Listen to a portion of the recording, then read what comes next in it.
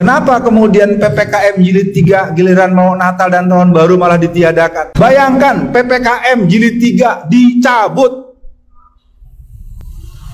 Kalau memang yang namanya COVID ini berbahaya, menyangkut nyawa dan menimbulkan korban yang banyak, apakah tidak patut diduga bahwa selama ini kalian tuh berbohong? Masa sih gini, saya pemimpin, ini akan ada menimbulkan kebahayaan, akan menimbulkan mati orang, lalu peraturannya saya cabut. Bohong kali ya. Paham nggak jamaah sampai di sini? Ya artinya kalau memang berbahaya tetap dipasang dong. Kenapa giliran untuk orang Kristen, giliran mau Natal dan Tahun Baru malah ditiadakan?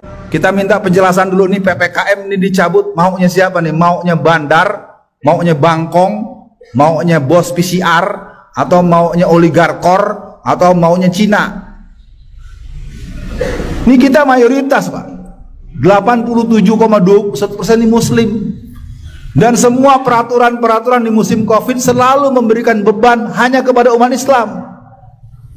Lihat di Bali, mereka mengadakan berbagai acara, nah diapa-apakan, nggak pakai masker juga, ribuan orang berlari-lari kemarin, tahun lalu malah di musim COVID lagi ganas-ganasnya.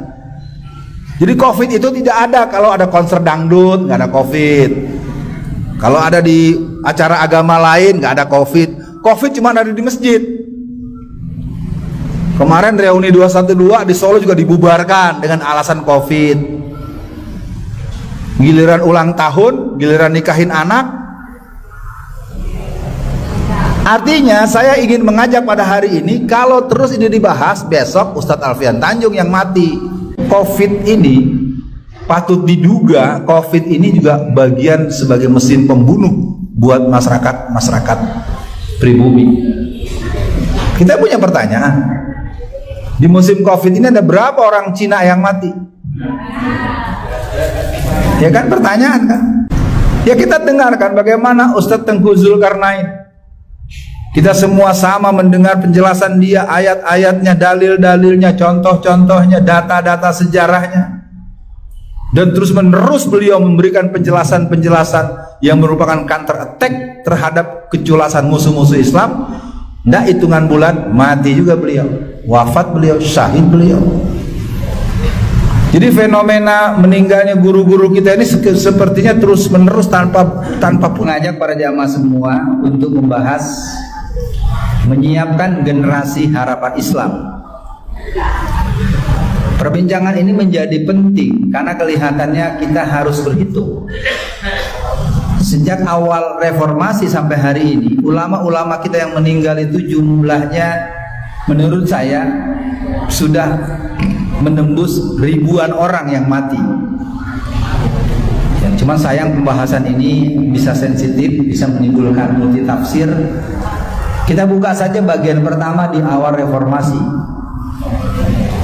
Saya kelihatannya mau lepas jas aja nih, agak panas ya. Boleh ya? Tolong digantungin dong sini. Di sini aja. Sini aja nih. Udah bener di sini aja. Takut kelupaan. Karena terasa panas. Daripada saya basa-basi ya panas, mendingan saya ini. Sebelum saya teruskan, saya mohon maaf, saya ini lahir di tanah Betawi dan saya berasal dari Sumatera Barat. Jadi kalau nanti pilihan-pilihan diksi Jawaninya orang iso harap dimaklum ya. Terus kalau bicaranya, kalau orang Betawi kan suka tokmol Pak ya, apa yang ada di sini ada yang di sini diomong bles gitu kan.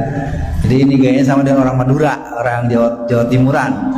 Kalau orang Jawa Tengah itu tersenyum tapi sakit hati gitu. 2 tahun berasa Bu, Pak, berasa ya. Saya harus banyak belajar budaya Jawa Tengah. Baik, itu nanti di lain kesempatan.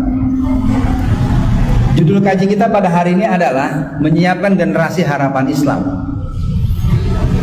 Sekitar bulan Maret, April, Mei, Juni, Maret, April, Mei, orang semua tahu dari Banyuwangi sampai Banten ada sekitar 144 ustadz, ulama dan guru mengaji yang mati.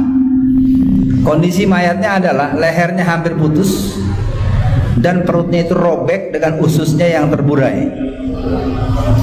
Itu terjadi berulang tahun 1999 di Ciamis, Jawa Barat dan sekitarnya dengan jumlah yang cukup besar. Dan terulang lagi tahun 2000 sebanyak 89 orang yang ada di Cianjur Selatan. Jadi dalam sejarah Indonesia di Jawa bagian selatan itu dikenal sebagai daerah PKI. Di Jawa Barat ada Sukabumi Selatan, ada Cianjur Selatan, PKI-nya banyak. Di Jawa Tengah juga begitu, Jawa Selatan, Cilacap, segala macam, PKI-nya banyak. Nah, jadi pada hari ini kita akan mencoba membahas bagaimana kita menyiapkan generasi. Kondisi kita serius. Belum yang meninggal dunia di saat pemilu. Saat pemilu ini umum ya, kita nggak menyebut oknum atau nama, tapi kita cukup bertanya-tanya. 700 orang meninggal dunia, 700 orang mati, itu yang tersebut. Faktanya jumlah normalnya, jumlah persisnya ada 994 orang yang mati petugas KPPS di musim Pilpres 2019. Kalau sebatas ini kita membahas yang mati sekian, tidak ada masalah.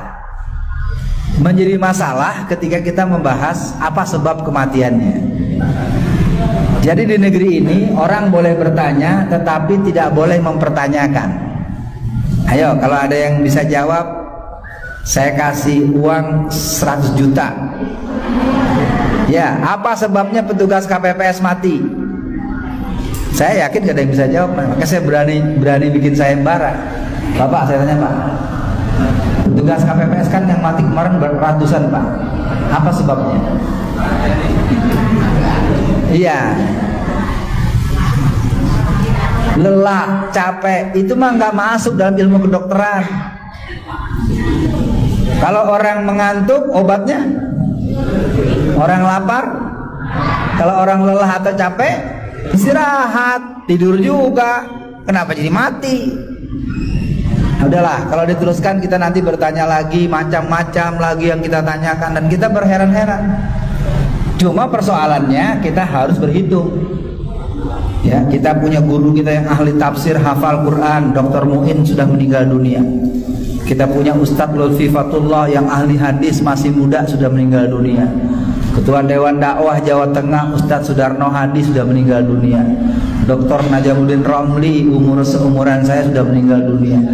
Jadi COVID ini patut diduga COVID ini juga bagian sebagai mesin pembunuh buat masyarakat pribumi. Kita punya pertanyaan, di musim COVID ini ada berapa orang Cina yang mati? Ya kan, pertanyaan kan? Kenapa kemudian PPKM jilid 3 giliran mau Natal dan Tahun Baru malah ditiadakan? Artinya kita berada pada satu zaman di mana kita umat mayoritas, tetapi kita kehilangan harga diri. Kita nggak diwongke, kita nggak direken, kita nggak dianggap. Jangan salahkan musuh. Kalau musuh terus menyerangmu, kalau musuh terus menembakkan pelurunya kepadamu, kalau musuh terus berbuat kejam kepadamu, karena mereka tahu bahwa kamu pengecut,